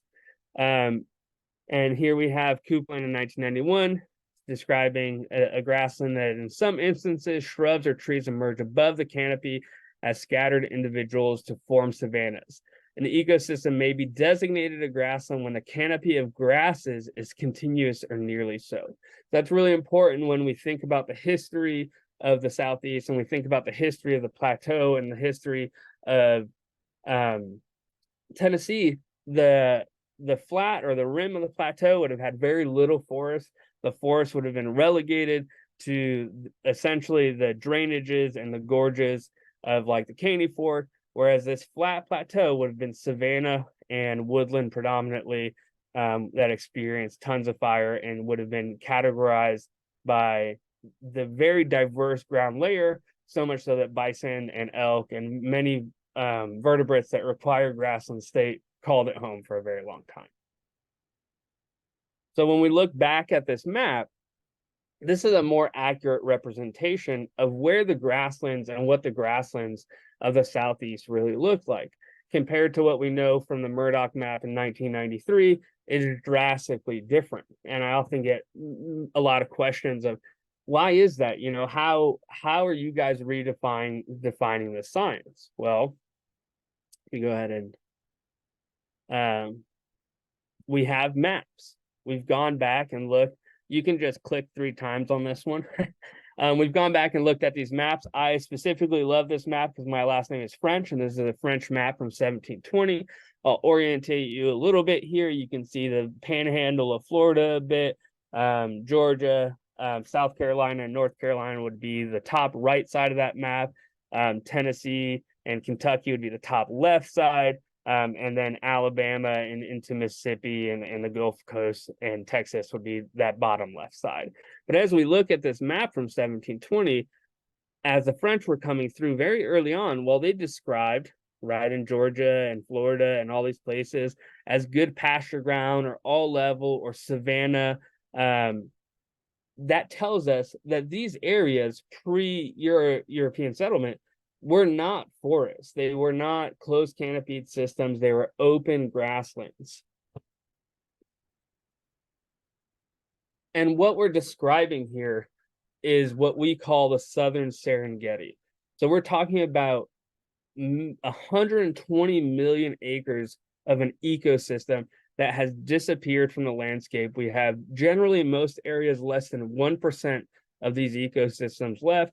In some areas, it's a little more. But we're talking about a collapse of 95 to 99%. Here's a good example of a shortleaf pine oak savanna in Fort Chaffee, Arkansas, that gives us a good picture of what the Southern Serengeti was like. Most of these grasslands, they have been lost by 90, some by 99% since the 1700s. This is a remnant meadow in Cades Cove in Great Smoky Mountain National Park, which paints a very different picture of what the ecology of that area is compared to what we have been taught it was for many years. These grasslands, it's important to understand, they come in all shapes and sizes, like this tiny mountainside patch, sandstone barrens in the Ouachita Mountains. You can see it on that slope there. It's very dry, open. To hundreds of square miles in my home state of Florida dry prairie. This is Kissimmee Prairie Preserve in Florida. You can just imagine all the animals and critters that are still out there and called that place home. And then some even have old growth trees on them. Now, we often run into this communication issue here where old growth trees are a part of these grassland systems. There's specific trees that can withstand fire or they can withstand drought. But if you look at those trees, they're very small, and the average person wouldn't look at those trees and say, oh, those are an old growth trees. They would call it early successional. They would call it a young tree or whatever. But those trees in these pictures are hundreds and hundreds of years old. They've just made their life on these grasslands, and they're grassland adapted. So they grow very, very slow, and they reproduce very, very slow. Robbie talked a little bit about endangered species, and a species in my kid's lifetime that will likely be very, very, very greatly declined and probably eventually listed as threatened with U.S. Fish and Wildlife are species like the blackjack oak, where I've never seen one reproduce. There's been one property in Alabama where I've seen stump sprouts of a sapling, but this is a prairie species tree that grows very, very slow and used to be one of the dominant trees in the Southeast. And I've never seen one reproduce in all my years of working here and covering multiple states. And then others are ancient treeless communities, thousands and thousands of years old, like this grassland bald.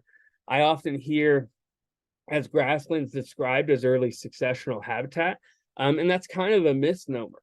These grasslands that have been here for hundreds of thousands of years, most of them since the Miocene, which is millions of years ago. So to describe them as early successional habitat is incorrect because they're not successional. These are old growth communities that have taken thousands and thousands of years to aggregate together and are stable. Now, we see them very readily transition in our lifetime towards forest and towards degradation, but that is a product of us as humans that have upset these ecosystems by removing fire, by creating fragmentation, by removing large grazers, and doing all these things to upset these systems. But I can assure you that these systems have been around. Tennessee and the Southeast has been pretty much grasslands-like state since the Miocene. It transitioning to more closed canopied forest is really a product of Euro-American settlement. These grasslands include a wide diversity of wetland habitats like this mountain bog, and desert-like environments in the limestone glades where they go through a hydric xeric transition where in the early spring they're very wet and in the summer they're extremely dry and hot. And then we even had giant stands of native bamboos called cane breaks. These are one of those ecosystems that has declined by 99%, that were a critical food source for Native Americans, critical food source for bison. They used to have a species that relied on them heavily called the Carolina parakeet that is now extinct, and passenger pigeons relied on them heavily as well. Go ahead. So the issue that we're faced in essentially rewriting our history or re-understanding our history in the Southeast is that we misinterpreted these. The first ecologist that came throughout the Southeast was named Lucy Braun. She came out of the Northeast after the Civil War, and she interpreted all these open areas as essentially being destroyed by the Civil War, and that was incorrect. We can look at most of our Civil War battlefields are open grasslands and prairies, and that's not really her fault. Is that these areas were so complex to really interpret, because it wasn't like the grasslands of the West where they were expansive and you could just look out and see 1,000 acres of prairie and say, oh, that's a prairie. These ecosystems and grasslands formed this mosaic like this picture here, where you had a woodland here and a savanna here and a prairie here, and maybe down in this gorge you had a mesic forest, and it made it very hard to interpret the landscape. But if we look at, our endangered species, nearly half of all endangered ecosystems in the East are grasslands. If we expand that, if you hit next slide, to include woodland species, nearly 70% of the endangered species in the Southeast rely on grasslands or open woodlands. And that's really sad, because the Southeast grassland and woodlands are the heart of a global biodiversity hotspot. If you go ahead and hit next map, you can see that this was an old map. If you hit the next transition, it will bring up the Southeastern as a U.S. hotspot. We are a biodiversity hotspot largely due to the history and ecology of these expansive grasslands all throughout the Southeast. If you look at the center of endemism map, you can see places that are largely grassland, like northern Alabama and the Nashville Basin and Florida, all light up on the center of endemism, because these areas were biodiversity hotspot where species occur in these grasslands that don't occur anywhere else. We're looking at staggering levels of biodiversities in these grasslands, biodiversity that we can't really find anywhere else in North America. Here you have a metered square from a longleaf pine savanna. In this 1 metered square, which if you imagine is about the chest or a pizza box, there's 52 species in that 1 metered square.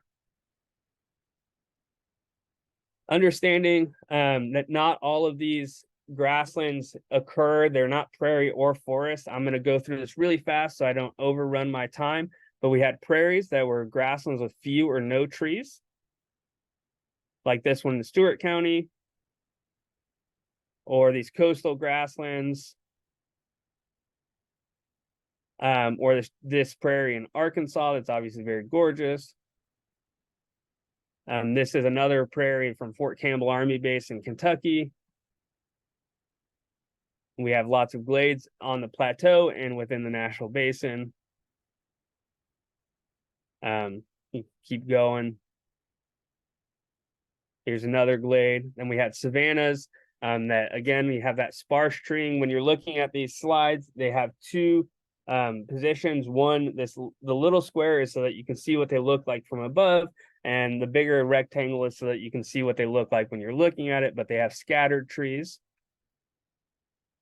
Like this post oak savanna in Fort Campbell, blackland savanna in Clark County, Arkansas, the longleaf pine savannas of North Carolina, oak savanna in Trigg County. We can just skip through these. You get the picture that these are very complex and beautiful ecosystems. And then we have woodlands, which you can see have slightly more trees. This is a great one of great picture of the oak shortleaf pine savanna on Catoosa WMA. And then of course we did have forests, and I love forests just as much as I love grasslands. So I got to include a great picture of a mesic forest. Boom, in the gorge of Fall Creek Falls, Tennessee. So understanding that these ecosystems occurred on a continuum is really important, and they formed 120 million acres of grasslands and open grassy woodlands. So what all, I've only got like 5 minutes left. What all happened to these? Our savannas became closed canopy forests, our fertile meadows became pasture, fescue pasture, and then our prairies were converted to crop fields. So here we can see that all we're left with is what's too rocky or too wet. If you hit slide 5 times, we'll show that by 1750, that red line is where all our grassland loss was. By the 1800s, fast forward to 1950s, and we've lost 99% of our grasslands to that line. These ecosystems are quite literally living on the brink of extinction. So what are we losing along with these grasslands in the south? Well, we're losing millions and millions of birds. We're losing bumblebees. We're losing biodiversity. You can skip ahead a few slides. We're losing our history, economics, services for agriculture, and of course, biodiversity is on the brink of collapsing in a lot of the Southeast. A look at these species, you see species like bobwhite quail, which is a grassland species. We used to have prairie chickens, even in Tennessee and Kentucky, and bison. 1 in 3 reptiles are at risk of becoming endangered or threatened. We're looking at entire functional ecosystem collapse. A good example of this is this extinct grassland from Long Island. This is what we were looking at becoming. This is the extinct heath hen out of Long Island, New York, and their grasslands are entirely gone. And we don't want that to happen, and it's happening all across the Southeast very rapidly. So how can you help save grasslands in the Southeast? The first thing that landowners can do is restore grasslands on your property. If you live on the Plateau or you live most places in Tennessee, you probably had some grasslands on your property. SGI is always looking for donations so that we can continue to grow and continue to employ more Jeremy Frenches and continue to buy different lands so that we can protect grasslands. And then always we have volunteer opportunities where you can get involved and help restore grasslands in your community. You can skip that. And then my last slide here is understanding that these grassland systems, if you go back one more, there we go. These grassland systems that occur all throughout the Southeast, they are the endangered species. And most of the time it's very hard to realize. And in most landowners, if they found something or saw like a panda, they'd be excited, or a hellbender, or a whooping crane, or a snow leopard, they'd be really excited. Well, we have these grassland remnants all throughout Tennessee and the Southeast that are constantly being degraded or mismanaged or destroyed, and they're destroying endangered species. These grasslands are the endangered species. And that is it. Thank you, guys. If you hit right one more time, there we go. That, if you take a picture of that, that will take you to our website where you can get assistance from any of our biologists or ecologists or information, or get involved with volunteers or donate. We work with Robbie, with U.S. Fish and Wildlife and USDA. We do a lot of great stuff. I hope I still have time for a few questions. Oh yeah, we are doing fantastic on time because our previous people were really, really efficient with time. I mean, we are totally ahead of schedule right now. So Perfect. we have ample time for questions here. Maria, I hope that was not stressful for you as I'm just like, change slide. No, there is a slight lag between when I click next and you guys see it progress. So I feel kind of bad, but I think we did excellent with our case. I think we did great. Yes. Any questions? Feel free to unmute yourself or drop it in the chat. Jeremy, this is Christy. I have a question. Obviously there were extensive grasslands back in the day, and do you guys have any kind of strategic focus on if you had to pick the most important area to focus on over the next couple years, 5 years, those kind of things that we, like as was discussed, we have a strategic land conservation plan. So if we knew that the pennyroyal or the whatever is like the premier one that should be the focus, that would be helpful to be aware of those. Do you have that kind of info? Yeah, absolutely. So if asking me to give you one would be like, asking someone to pick their favorite child, but I would say that the areas that have the most opportunity and that we should be focusing on the most is one, the plateau. And the reason I say that is because we have the most public land on the plateau. We have large tracts of relatively undeveloped land, and the entire surface of the plateau can be restored. And the plateau is a really unique area where if you look at case studies from Catoosa WMA or Bridgestone WMA, that shows that if we go into these areas and just start removing the mesophytic trees that have kind of escaped out of their ecosystems, that the prairies and the savannas, they come back, and they come back really strong. I can remember last year I was standing at Bridgestone WMA in the middle of summer, and I was standing amongst 10,000 orchids. And that used to be loblolly plantation, and it had a lot of other uses. So the plateau is definitely a huge area of opportunity, specifically in Tennessee, to restore grasslands. And then obviously, you know, we need to do it everywhere. The Nashville Basin is a very important area in Western Tennessee, but there's so much opportunity on the plateau that I would have to say that that's our number one opportunity that we should be saving before it's too late. Now, I like to walk and chew gum at the same time, so I'm going to work in all those other areas as well. But man, there's something, we could do something special in our lifetime on the plateau. And then I see there's another question. How can you reintroduce quail in the Upper Cumberland? The biggest thing as a private landowner or a local landowner can do to help quail in their area is restore grasslands on your property. Now, there's some, you know, we have disagreements on whether quail are a grassland bird or a shrubland bird. I call them a grassland, but the biggest thing you can do is restore them on your property. And if you don't have the right property, well, the next biggest thing to do would be get involved and be an advocate. Valerie, without seeing the exact land and the exact property, it's really hard for me to give detailed advice.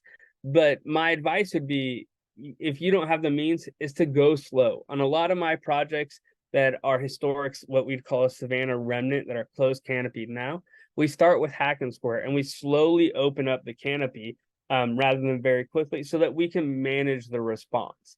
Now, you may be in a situation where you can have some loggers remove some trees and you can do some hack and square and do different things. Without seeing the specific property, it's hard to advise. But the big thing is getting sunlight back down to the ground level to allow for that forward response and that seed bank and root bank that maybe possibly still exists to respond. I appreciate that, Stephen. Most people also don't realize that a lot of our spring ephemerals and even some of our trilliums historically probably occurred in our grasslands too, our mesic grasslands, but those were the first to go. Those were the first to disappear. So mesic grasslands are really rare, and our spring ephemeral grassland species are even rarer. But I do appreciate a forest too, and I appreciate you appreciating grass more.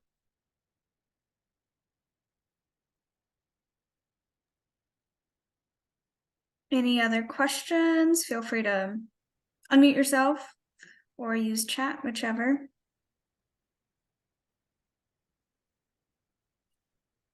Okay, I suppose not.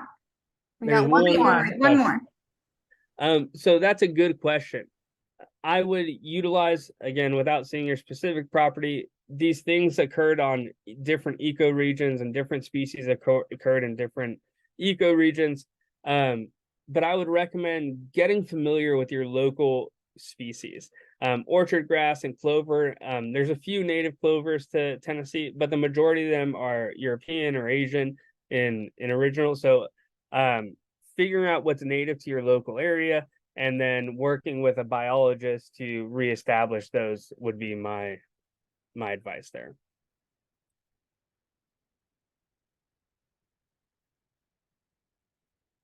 Yep, TWRA has a bunch of private lands biologists and is used Fish and Wildlife. We at SGI also have staff available to come out to your land and do a consult as well. So those are all great options. Thanks, guys. Thank you, Jeremy, and thank you to the rest of our panelists for participating in today.